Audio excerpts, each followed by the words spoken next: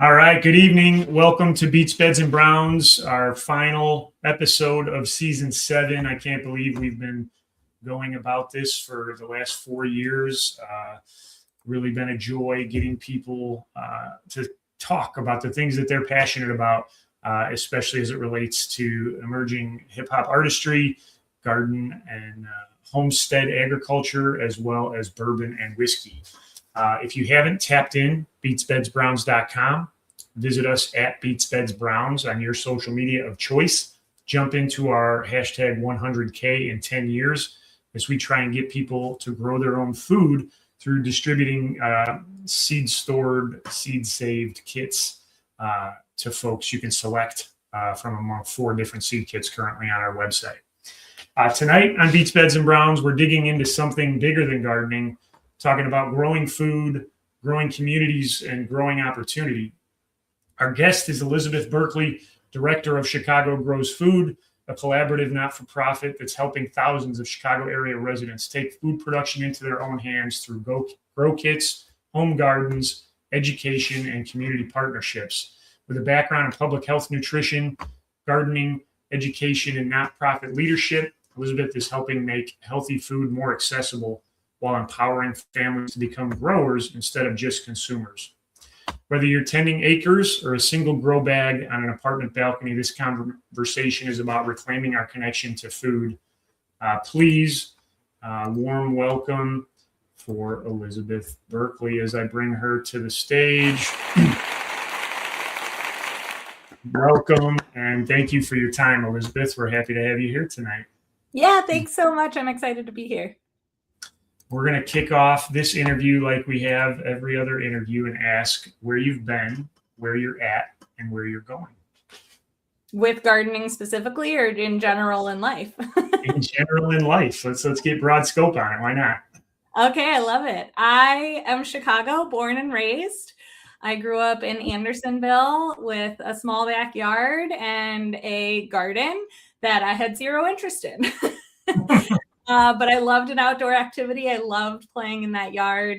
And so, fast forward 20 years, I graduated from college with sociology and anthropology degrees and kind of just found myself drawn to anything and everything food. So food really has been a huge driving force throughout my life. I did a cake making project in 8th grade. I, interned at a catering company in high school. I just have always been drawn to food and really been drawn to the community aspect of food. So I took it sort of in a public health direction and looked at community health and how we do that together. And from there, I started teaching cooking, gardening, and nutrition education with the YMCA. So here I am now running a gardening nonprofit and helping people grow their own food in whatever space they have, and just getting to spend my days outside talking to people about food. And we, as an organization, are really hoping to create food sovereignty and really allow communities to take ownership over their own food systems and what they want to grow and how they want to grow it and who gets to eat it. So many questions off of that introduction. I love the backstory. And for our viewers who may not have heard that term for the first time, can you tell us, what food sovereignty means and how your organization represents that? Yes. So a lot of food nonprofits talk about food security. Food insecurity is when people don't know where their next meal is coming from. So food security is ensuring that people know where their next meal is coming from. And that's a really great place to start. But food sovereignty is really taking ownership of the food system and putting it back into the hands of the people. So not being reliant on food pantries, not being reliant on government assistance, but really being able to grow what you want, how you want to grow it, and distribute it in ways that align with your mission and values. So no seed IP, no paying extra to have organic seed, no seed growers when seed cross-pollinates into your neighbor's yard. Yes, exactly. Yeah. And so what that looks like in practice is like giving people the tools to start a garden, but then encouraging them to amend the soil year after year, to save their seeds, to start their seeds early, and to really invest that time and energy into feeding themselves for life. Outside of the gloom and doom, right? The corporate takeover of the food system, why is that important in a community? So besides access to healthy food, which is always valuable, there's a lot of communities that don't have a grocery store with fresh produce within a reasonable distance. And there may be a farm, but maybe that farm is only offering fresh produce once a week or, twice a week. And so really, in order to ensure you have access to that fresh produce, you might need to grow it yourself. So besides all of the value that comes from having fresh produce in terms of your physical health, having a garden gets you outside more. It gets you moving more. And so your physical health is being impacted that way. But the depth of mental health support that it addresses as well, we are constantly hearing that having a garden is improving anxiety and depression. People feel calmer. They feel less stressed. They're enjoying their space more, and they're getting off their phones and off computers and really just being connected to nature. And that depth of impact continues to go beyond one home and has rippled into a larger community network. Yeah, and it really does touch your physical well-being, your mental well-being, your long-term health. But how does an organization derive from someone who likes to grow and cook and has food maybe at the center? Can I ask your heritage and background? Yeah, American. I'm like fourth generation on one side, seventh generation on the other. It's German, English, Welsh, Polish combination. All those European cultures where food revolves around everything. Yeah. Yes, exactly. Jewish diaspora. So I don't even have like an origin for that. But Chicagoan, right? That's what I identify as. This is my home. My partner and I left for a few years, and I just never felt the same. I didn't feel true to myself. I couldn't find my people. And so moving back to Chicago, and being in this food gardening ecosystem has really felt more powerful than ever for myself, which is just another benefit of gardening. But the organization started in 2020, so I don't get to take credit for it as much as I want to. And it started because of the pandemic. A group of nonprofits came together and said, how do we ensure that people have what they need at home? Like, what is something we can do as a group? So they started putting together garden kits that teachers would order through schools. They would get distributed at farm stands. And families were so excited by this that students went back to the classroom, but teachers and families said, can we keep getting these free gardens? The interest is there, the want is there, the desire is there. People just don't always know where to start. And Chicago Grows Food gives them a really manageable place to build that confidence to then want to expand and grow their gardens. And how did you guys, determine on what portion of that food need you addressed, right? On the growing side and the education side, because there are countless, literally limitless ways that you can impact someone's day-to-day existence and wellness and overall health within the food system. By growing? I don't know specifically based on my conversations, because I wasn't actually a part of the founding group. I wasn't living in Chicago at the time, but based on my understanding, it actually was inspired by efforts that are happening around the world. So really looking at how people sustain themselves, how people improve their lives, how people build community. And so much of that is food and bringing it back to the root, the garden, and where our food comes from.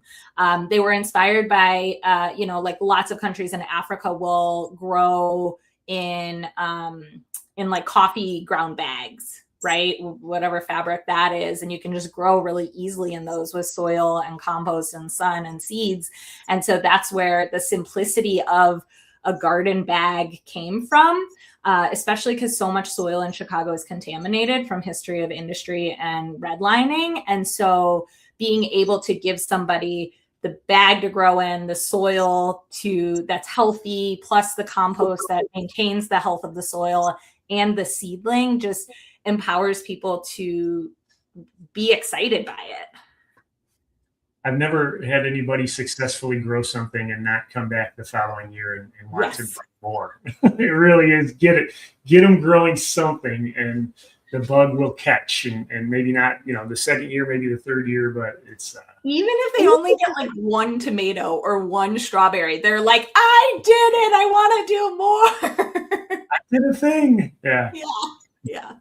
There's and one of the fun things about working with kids too is similar is that like they get so much ownership of it. Like there's so little control we have in life that when you are responsible for producing your own food, the confidence and the excitement that comes from that is really cool to see. It's mythical, whether you're talking about the lone, soldier conquering the tiny speck of seed growing, Jack and the Beanstalk. I mean, literally legends have been built around these things. And it is just simply magical when that sprout pops through the ground. I just want as many people as possible to share that, as I know you do. So kind of a weird arc that we were on, right? Post-COVID, food systems crashing. Let's get people growing their own food, teaching nutrition, money set aside for that. Current administration, maybe not so much. Restriction of those efforts, lacking of that food sovereignty that we were headed towards. Can you talk a little bit about that and either struggles that your organization have had or struggles that you've had since the new administration in maintaining the mission? Luckily, we are a very small nonprofit. We are in Chicago, but gardening does seem to be pretty bipartisan. So that's in a silo that doesn't hurt us too badly. Where we really are impacted is that our partners were significantly hurt. So we worked with an organization that was helping us do nutrition education, and they were funded through SNAP education, completely cut. So they were able to share some of their curriculum with us, but the depth of the education has shifted and it doesn't look the same. We worked with an organization that did school gardens, and they were really successfully being funded through AmeriCorps, which was completely cut. And so not only did we lose some physical labor that we were really benefiting from, but they had to cut a lot of the schools they were working with, which loses then a complete ecosystem of a garden. And so that has really hurt them, which has hurt us. And so we were insulated from the direct impact, but the indirect impact continues to be a challenge because now we're also in competition for small grant funding with these big nonprofits, which they lost so much funding that fair enough, like we shouldn't be in competition. These funders should be funding all of us. But we also are lucky that we're in a place where we can shift because we're so small. So we're looking at more donors. We're looking at more corporate partnerships. We're looking at more volunteer engagement to really ensure that people have what they need to grow their own food, because SNAP benefits were cut, right? Those were significantly reduced. They were completely stopped in the fall, plus the addition of the fear for a lot of people of leaving their homes and not being able to go to the grocery store because of government interference. And so we are really figuring out any way that we can to get people what they need to grow their own food, because we are in such a scary time. Talk to me about the spectrum of education. It sounds like you guys do kids, sounds like you guys do adults, sounds like you guys do community programming. Like, talk to me about everybody that you're touching through these programs. Yeah, so a lot of the goal when we started was really to be adaptable and flexible, right? We started during the pandemic. We continued because we were asked to continue. It was a community need. The community said, hey, we want to do more with you. We want this, we want that. Cool. The organization will figure out how to do this because we want to listen to you and what you need. So we heard from educators, hey, we'd really love curriculum to go along with these grow kits that you deliver to our schools. But not every teacher wants that. Some teachers weave our garden kits into curriculum they already have. Early education has a curriculum in the fall about trees. And so I do a ton of deliveries for them in the fall because they love to weave in the growing with the trees. A lot of them do gardening in the spring, so they like to weave it in. Some have a garden at their school and just like to have the kits to send home with families. And so we ensure that every kit has education in it so that if it is just sent home with a family, that family still knows the basics of watering, of sunlight, of dealing with pests, of like making sure they have the right sized container for what they're growing. And then we do offer more one-on-one, so we can go to a classroom and we can talk about gardening, we can talk about soil health. And then for the general gardening population, we have free monthly workshops on the second Wednesday of every month. And we really try and tailor those workshops to be focused on what's happening in your garden that month and what might need attention. We have an expert come on, talk for about half an hour, and then it's open to questions. And really, you can ask anything about anything. And we usually have somebody on the call that can answer it. Love it. Love it. Yeah, just breaking down barriers and getting people talking. It's the community aspect of that is so important. Yeah. And we know, like, because we're so connected to the gardening community, there's tons of workshops and education happening all over the place. So we're also really intentional about lifting all of those up and making sure that people know what's happening in their community and at their local community garden that they can go to and learn from those organizations as well. What, you're getting these people together. Some of them have never gardened before. I mean, the amount of people that we speak to that say, I don't have a green thumb, I kill everything I touch. Like, what's the biggest misconception people have about growing their own food? That it's a short growing season. My favorite thing to do is go to farmers markets in like September and give out seeds, and people being like, but isn't it too late to grow? And I'm like, absolutely not. Like, you plant that lettuce, you plant those beets, you plant that garlic that's then ready to eat. Like, get it all in the ground now and you will be happily eating through November. And I really love to talk about like carrots and how carrots actually taste better after a little frost. And people are so excited by that. They're like, what? Just in time for Thanksgiving. And I'm like, yeah, try it. Yeah. Nothing better than like having a dish at a holiday gathering that you grew entirely and it's mixed in, right? And everybody's commenting on the difference in taste and texture from store-bought. Totally. So higher nutrients. We added leeks to our mashed potatoes this year because my brother-in-law has like a really large garden, and he was like, I tried leeks and we had extra and we should use it. And I was like, what if we throw it in the potatoes? And he's like, yeah. And then my aunt was like, these are the best potatoes I've ever had. And I was like, no doubt. Fresh leeks.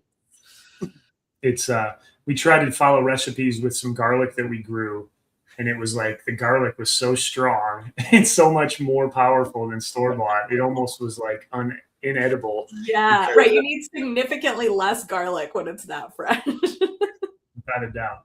Yeah. What type of impact tracking or impact statements do you guys have over the course of the 6 years that you've been serving the community? Yeah, my sociology public health brain loves data. So when I started in 2022, one of the first things I did was get our data organized and start looking at patterns. We are also very fortunate to work with 2 universities in Chicago that have graduate students that help us make sure we're collecting data in ways that are the community is involved in. So we actually do participatory evaluation. So our evaluation was essentially created in partnership with the participants, which is really cool. And so most of our metrics are just numbers, how many grow kits we've given out, how many home gardens we have. We do also look at zip codes we've supported, which Chicago communities we've reached. We then do surveys of our educators and that distribute the kits.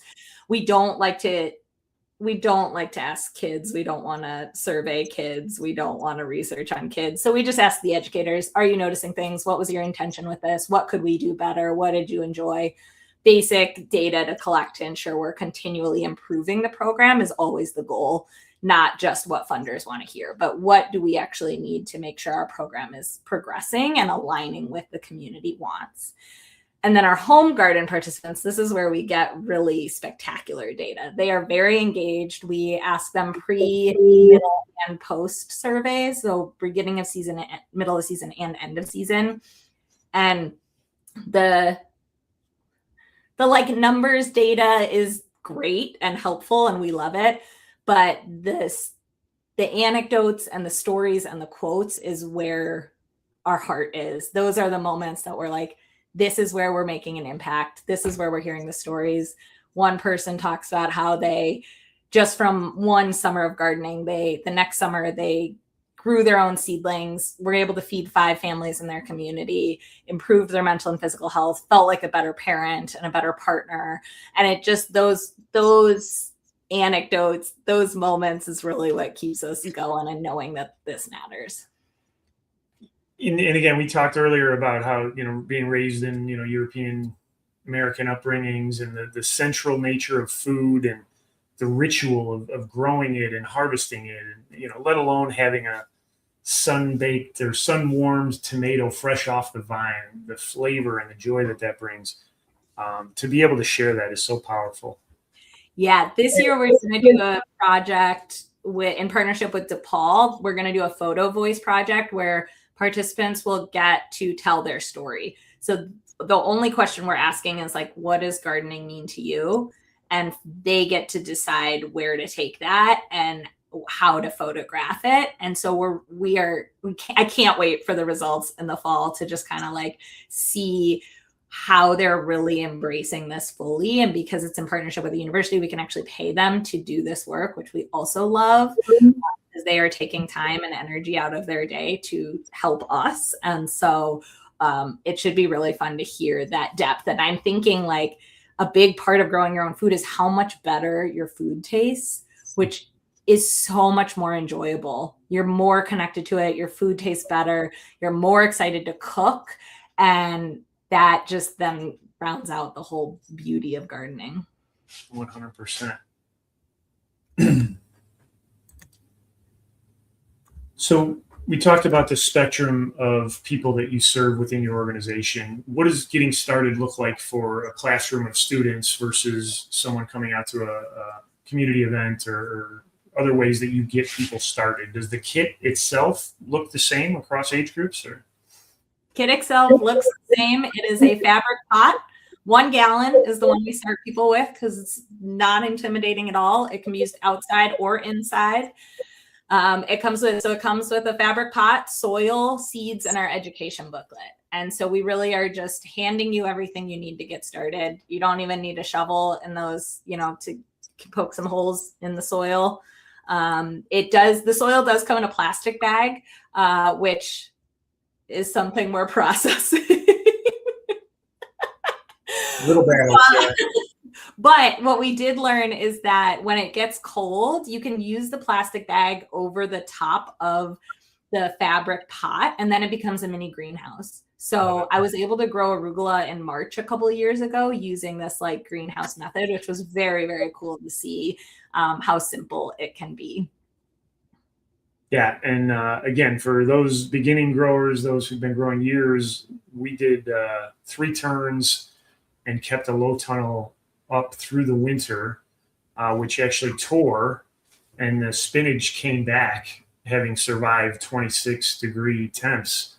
And that was the earliest thing to grow and then go to seed. So we have that seed stored that hopefully that cold hardiness comes with that seed. So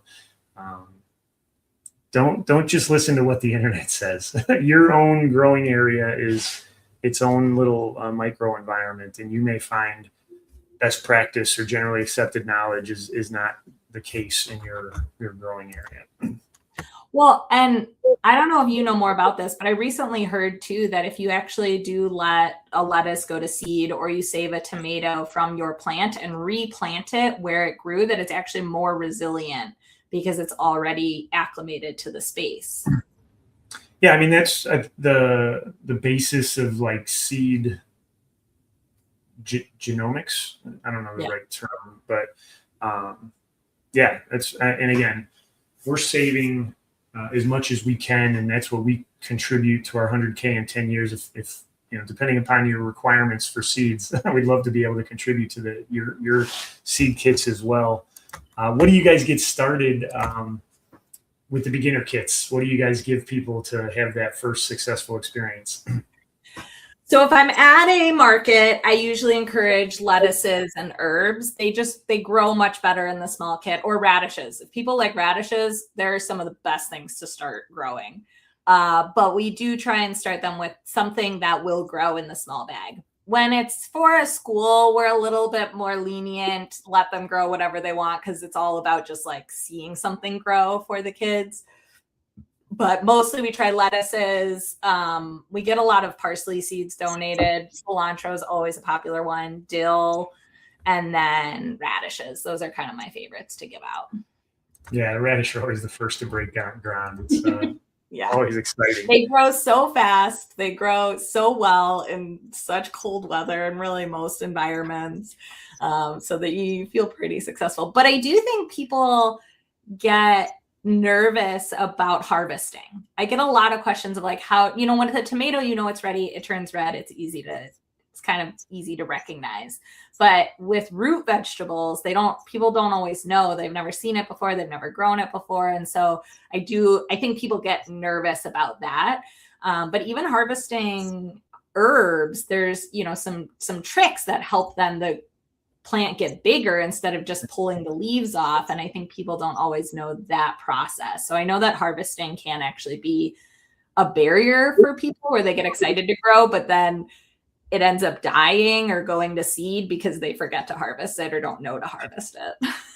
Plant more next year if it goes to seed, Yeah. right? Yeah, that's what I always say. Like, save that. Let it, be a pollinator for a little bit. In our grow area, we do raised beds. We've toyed with no-till. We've got some native pockets to help with pollination. How do you guys teach the role of healthy soil and continuing to feed the soil through the growing period? And how do you guys stress the importance of that? We start people off with really healthy soil that has compost mixed into it, so that essentially they should be able to grow through the season without needing to amend too much. And then we offer all sorts of resources for ensuring people can understand how to maintain their soil. I don't know how well it's received. We've done at least 4 workshops on soil testing, maintaining soil, what it means to have healthy soil. We really encourage people, especially with the bags, to either put all of the soil in one container for the winter and add some compost mixed in at the end of the season, so that by the spring it's ready to go. Also, if you just have an outdoor bed, adding compost at the end of the year. This year, we're actually experimenting. We're doing a lot of experiments this year. We're doing a lot of research this year. Right. But we're experimenting with a little bit of biochar to see how well they work in the grow bags. And if they do work, then I think we'll look into how Chicago's Food can provide compost and biochar at the end of the season, so that over winter it can really be absorbed into the soil and you're ready to go for spring. I feel like there's a natural progression in a hierarchy that must be documented, where it's like you plant your first seed, you grow, and then you're following, I think it's called grandma hobbies hashtags on TikTok. Then you're worried about, soil remediation and watering practice. And it's such a wormhole, and you get so deep so quick. Again, as I cautioned against, letting online knowledge restrict you, on the same way, dig deep and see what opportunities there are. Because, we topped some peppers, cut off the top of peppers because we heard it was going to create a more bushy plant. Well, it sure did. It's bushier, the stalk is thicker, but the peppers that we didn't top are flowering and now, producing fruit. So it slowed one and did the other. And again, we haven't done any intermediate feeding throughout, but that's something we're going to test as well. So the experimental nature of it, and the more things you can try, we're making sauerkraut for the first time. We grew some cabbage this year and just salt water in a ball jar, right? So we're going to try and figure that out and see what it tastes like and if our family enjoys it. But that's really a healthful addition too. So yeah, that ends up being my number one piece of advice for people is don't be afraid to try, right? If you're not sure if something will grow on this side of your house, like try. If it doesn't work, you move it, right? Then you try on the other side of the house. If you aren't sure about radishes, try. If you eat them, great, all the better. And if you don't, maybe you don't grow it again. But just try, because you never know. And sometimes volunteers happen, which is, for those that don't know, is when you just have a random plant from a random seed from your garden the next year and you don't know where it came from. It happens all the time. Tomatoes really do this successfully. We've had a lot of luck with tomatillos doing it. So just try. You never know what's going to happen. Love it. What are some common gardening mistakes that you come across regularly? Either people who you're teaching and go out and make it, or people that are coming to you for additional education, and that's just you see regularly? The biggest one is people not harvesting that they don't realize they should. So that's something I've been really trying to be more intentional about, of like, here's how you harvest, here's when you harvest, here, best practices for it. The other big one is like pesticides and fertilizer. And I know that sometimes people don't have other options or don't feel like they have other options. So we really try and emphasize that there are eco-friendly ways to minimize your pests. One nice thing actually about the fabric pots is that if a plant is infected, you can kind of just move it away from the other ones and maybe have a sacrificial one. I did this with tomatoes last year, and just moving the plant, somehow the aphids kind of just like went away and the tomatoes grew no problem. It was very weird. But yeah, I was like, why not try? Just see if it works. And it did. And so I think being willing to try something before going to pesticides is always worth it. And the like harmful chemicals to our bodies impact.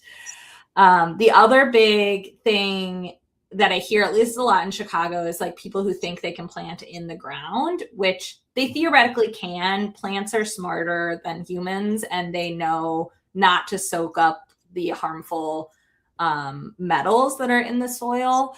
But if you are digging in that soil, you may accidentally ingest it. And so we like to kind of educate on that like, if you're growing a tomato plant, it's probably fine. The tomato you're eating is not likely to have high levels of harmful chemicals. But if you are digging in the soil and it ends up on your fingernail or ends up on the carrot you're eating, you just have to be really mindful that you're not ingesting that soil. It's a good point. And we're growing primarily to lessen our consumption of pesticides, lessen my family, the glyphosate usage and whatnot. But you can drive yourself crazy. It's like, do I water with the rain captured because of the roof elements and different things? And really, thankfully, these aren't subsistence gardens. They're additive gardens, right? Mm-hmm. So we don't have to survive off this produce. That when things do go wrong, when we have to move for a pest, when a pest consumes everything, then we can test ways to avoid that. I know we've looked at copper fungicide for black fungal rot in grapes. We do Bacillium thuringiensis, BT for caterpillars and moths of like gypsy moths and cabbage loopers. Diatomaceous earth, again, just the ground diatoms. So there are options, and all the way up the spectrum. But yeah, depending upon your needs and what you're growing for, definitely things to look for. Yeah. Well, and to that point, I think, and the fact that it's this rabbit hole is like one of the reasons why Chicago Grows Food is so popular. Like, gardening can quickly become a very expensive, experience, especially because you can't always grow in the soil. So you have to buy the raised bed, you have to buy the soil and compost to fill it. Then you have to make sure you're like maintaining it, and maybe you have pests and you have to buy things to do that. And so I don't think home gardening or community garden is recognized as such a relief for people to be able to do it for free, because it's really scary to try something and spend your money on it and not know if you're going to be successful, not know if you're going to get pests, and then lose all of the food you've just like worked worked hard to produce. And so being able to kind of take that risk and try is really, it really helps get a lot more people interested in doing it, because there's a lot less risk and they don't have to then question, like, do I try gardening to save money on food, not knowing if I'm actually going to save money on food when I don't know where my next meal is coming from. And so it can be really a lifesaver to be able to do it for free and to learn and to make mistakes in order to be successful in years to come. Yeah, and meeting people where they are on their economic journey or growing journey is important also. Yeah. If funding wasn't a limitation, what project would you guys launch tomorrow?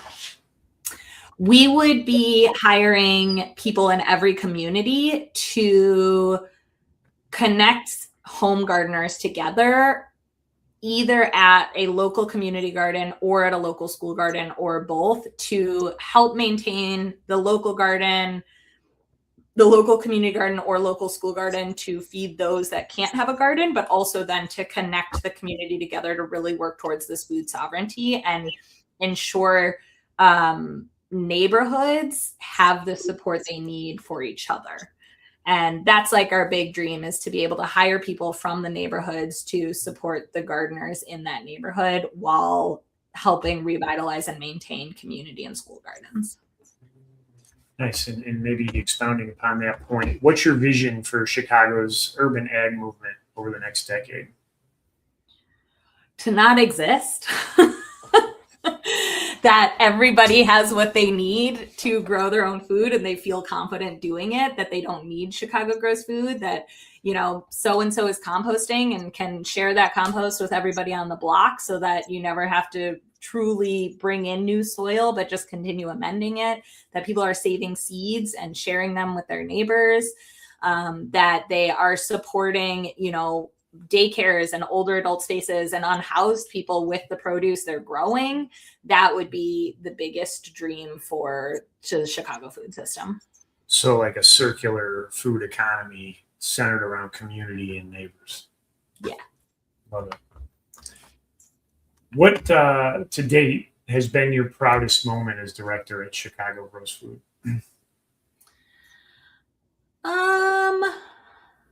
I don't have an easy answer to that, because the work I'm really proud of is built on work that was started by this collaborative of nonprofits, by these really big dreamers taking a very simple approach to getting people to grow their own food.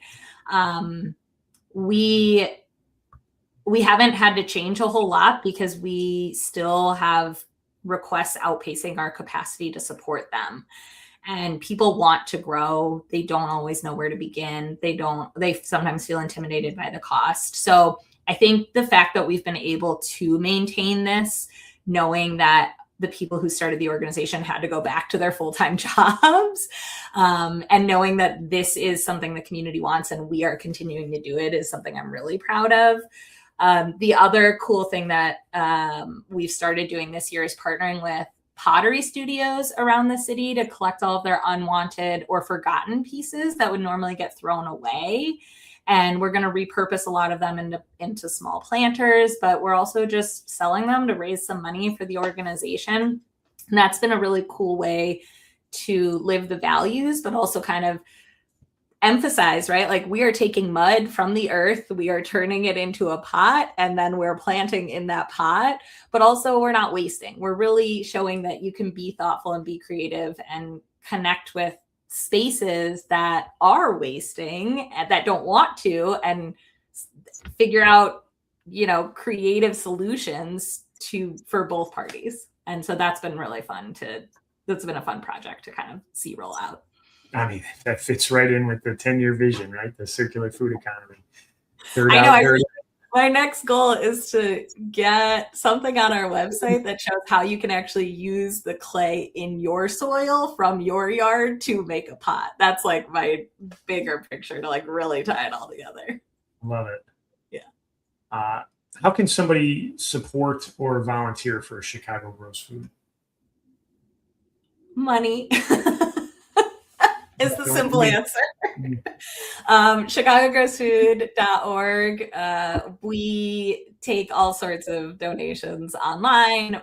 We take all sorts of in-kind donations. So we love old garden supplies that people have that they don't use anymore. Pots, containers, even if you have old grow bags, we'll take those. People want them, they use them. And then we host 3 public volunteer days a month, 2 on the south side and 1 on the west side. The first Thursday, the third Thursday, and the fourth Saturday. And the fourth Saturday is actually a family day. So you can bring kids and they can come help. And all of those volunteer days are helping assemble the garden kits that we redistribute through schools and farmers markets and churches.